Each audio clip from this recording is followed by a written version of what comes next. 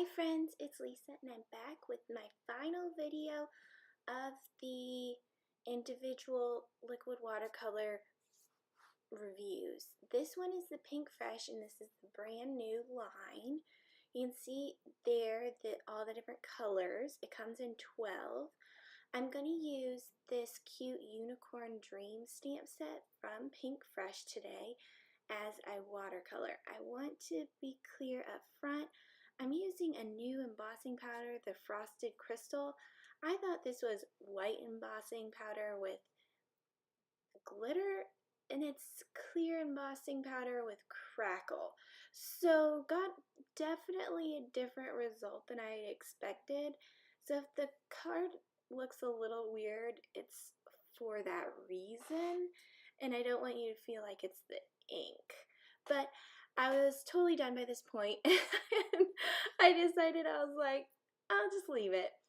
So here I'm just adding some cute scenery stamps. I'm using my Tim Holtz stamp positioner. I picked it up with the stamp positioner. Now I'm going to use the anti-static pouch thing. And I'm going to stamp with some Versamark ink. After I do that, I'll pour on some of that embossing powder I was just telling you about and heat it with my heat gun. So, which is the same as every other time I've heat embossed, but I know sometimes get new people, so I wanted to make sure I said that out.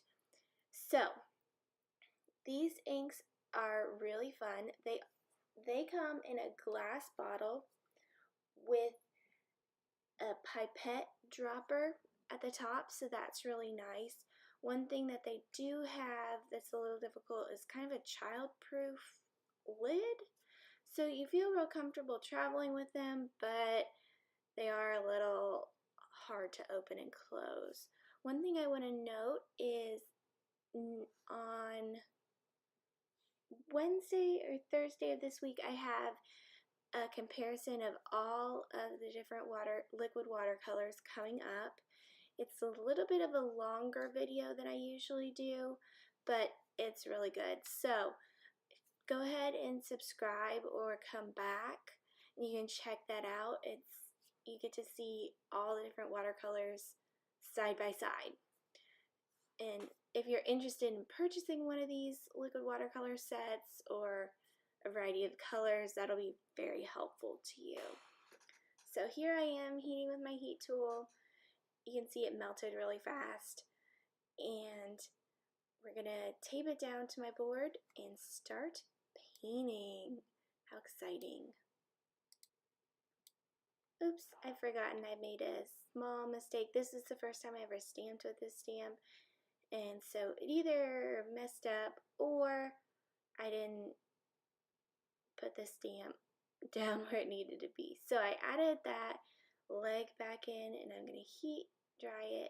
You can see me off screen using my little brush to brush away any excess powder and heat it, and then I'm ready to go.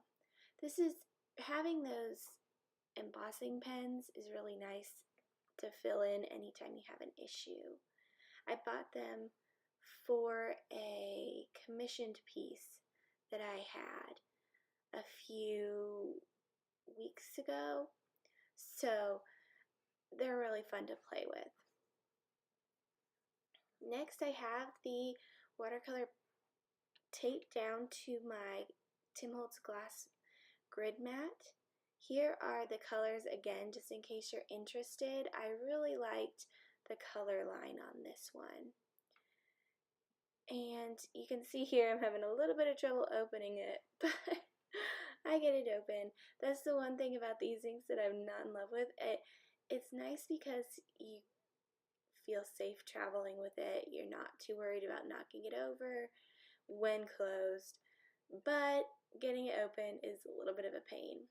So I'm just doing a broad background, and you can see me just tapping out some of the color from the actual unicorn. It does slightly tint the unicorn, but the tint goes to the back, so it looks like the unicorn's part of the picture, but it's not too in your face blue unicorn. I did decide to do a purple unicorn just so that I would have some color in the unicorn. Unicorns typically seem to be white, but I figured why not go purple. Since this was going to be a soft image, I didn't add too much direct to the paper, so I didn't get super vibrant colors. But you definitely can. Oh, sorry, there's my head. I didn't know I was getting so close. So I'll move back there. So you can see that you can get very soft watercolor looks even from these very vibrant colors. I would say that the Pinkfresh colors were probably the most vibrant of all of the different colors in different sets that I have gone through, but I was able to get this very soft, subtle look as well from them. So that's the great part about having a deeper color, is that you can get the lighter colors, but you can't go from light to dark. So, unless you're adding a black or a brown, which dulls the color. So, I do use my heat tool a lot. Just something I do when I'm trying to set the watercolor. The watercolor will continue to move until it's dry, so having the heat tool dries it and stops the movement. So here I am. I'm just pulling the paint in from the side. I'm going to color over some of that bottom scenery that I added in. I really think this would have been a very cute picture if I had used the white embossing powder. But I didn't. I was trying the frosted crystal embossing powder for the very first time, and I don't think the frosted crystal embossing powder is terrible. I just don't, it wasn't what I expected, and so I got a definitely different result than I'd planned. Now, I ended up messing this photo picture up after I painted it. I was trying to make a card, and it was my fault. I totally messed it up, so you won't see it in a card upcoming, but I did create a really cool card from some of the stuff I've done for the liquid watercolor review, so check that out on Friday or Saturday. I believe it's coming up. So next I'm just adding a drop of the orange. Oh, you can see there, that's something that's coming up. You can see on Wednesday or Thursday with the comparison review, I made that same ice cream picture for every single, or using every single liquid watercolor, and they turned out really cool. So it's really interesting to see all the different watercolors together. So here I am just lightly going over. I think I should have done, I could have done more of that very loose watercolor. I've been having fun with that technique, but I didn't. It just, so it looks a little off right there. Then I decided to add some speckles with some of that extra blue because I had so much. That's one thing I've been doing wrong lately, or with these.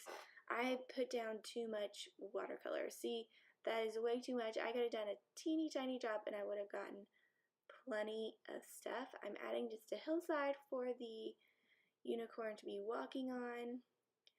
I really enjoyed this Pinkfresh stamp set.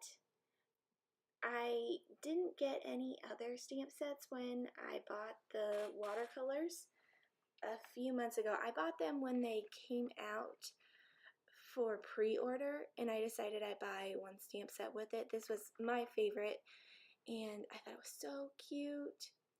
I'm excited to try it again with either a different embossing powder or possibly with the Copic Safe ink and coloring it in my Copics, but because this frosted crystal look just didn't come out very well. That's about the size of watercolor drop you need from any of these liquid watercolors, and you don't use quite as much. So there we go, that is it. You can see how soft and ethereal this one turned out. I had a lot of fun doing it. Check out the comparison of all of the different watercolors, liquid watercolors, coming up later this week. You can subscribe to make sure you don't miss it, and have a great day. Thanks. Bye.